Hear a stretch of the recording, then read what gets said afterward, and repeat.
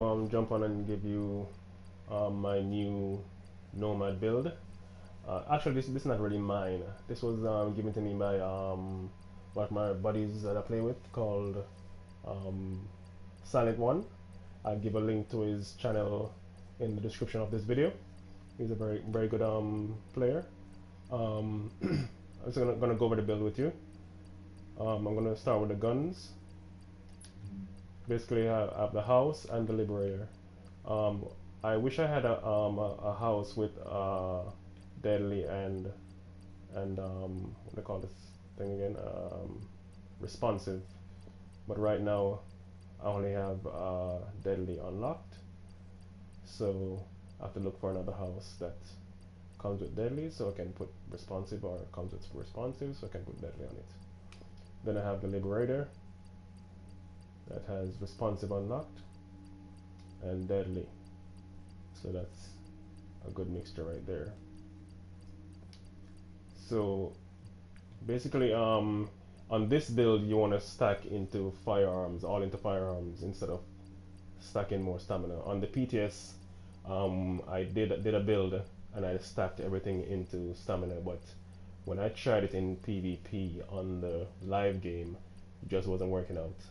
I kept dying a lot. So I decided to do from the help of my friend to stack everything into firearms, and it worked a little better. Because the reason why it worked a little better, because first thing, the build is giving you a lot of healing, so you don't really need to stack more to stamina. So you want to stack more to firearms to give the build some power, because when you stack into toughness more or stamina more, you don't have anything to kill players or enemies quickly. So let me go into how I set up mine. So I rolled health and ammo capacity on the chest piece. And by the way, this build is not even optimized as yet, but it's still pretty good. For the backpack, I did firearms and ammo capacity. For the gloves, I did critical hit chance and it had kill XP on it, so didn't touch it as yet. For the gloves, I have skill haste, SMG damage, because the house is the main gun I use, because that adds that extra damage when the card flips, and I have critical hit damage. For the holster, I have health, and for the knee pad, I have health, disrupt resistance, bleed resistance, and damage to leads. Now for the mods, because I wanted to stack 9,000 firearms and about 4,000 stamina, that's what you need. Don't worry about electronics, because electronics really doesn't matter on this build. So for the chest piece, I have 2 stamina mods with health, and for the mask, I have 1 stamina mod with health, and for the knee pad, I have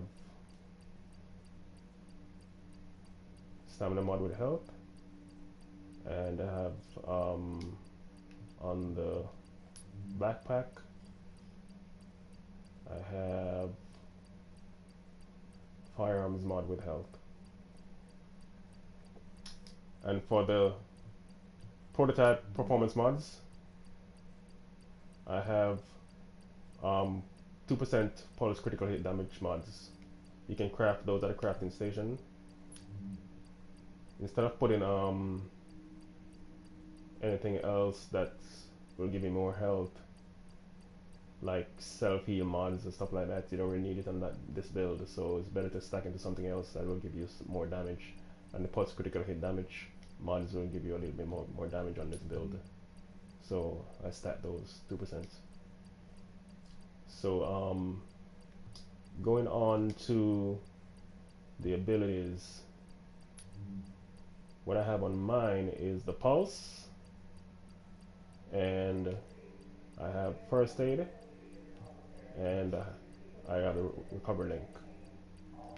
Then with the talents, I run adrenaline because adrenaline kind of helps takes off status effects. So medkit now gives 7 seconds of immunity from status effects. So it can help a little bit with the bleed from predator mark. It won't really take off everything, but it can help a little. So I run that now. And I have triage, heal and ally with a skill to reduce skill cooldown by 50%.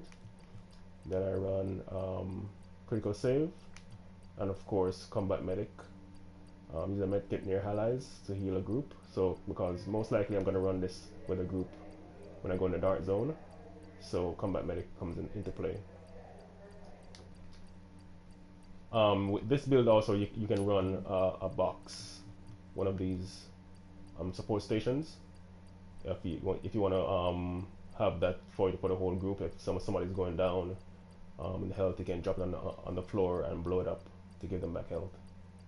It's kind of tricky because you have to have good timing to bring their health back up, but it works. So not really sure what else I can show you on this build. That's basically it.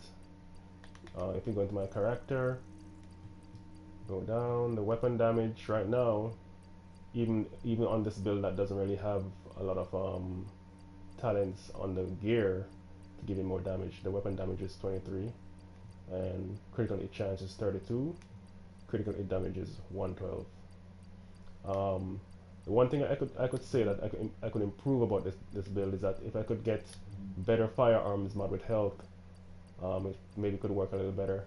But I tried my firearms mods with health, and they weren't pushing up my firearms and toughness. So I just used my stamina mods to get the stamina up, and the firearms basically on my guns. Let me go over that. I stack a lot of critical hit damage and critical hit chance. So on the gun, I have a loud vent break with critical hit damage, headshot damage, and critical hit chance. When on the grip, I have critical hit damage 18%, reload speed, and optimal range. I could actually find something better to use for that one, but I will keep on looking. Gotta be farming to find these things. Then on the magazine, I have, let me see here, magazine size, critical hit chance, and critical hit damage. So as you can see, I'm packing a lot of critical hit damage and critical hit chance. On the pro red dot side, critical hit damage 90%, optimal range, and headshot damage. So you have to pack a lot of that to give the build a little bit more damage on it. For the Liberator, I have another loud vent break with critical hit damage 16%, optimal range, headshot damage.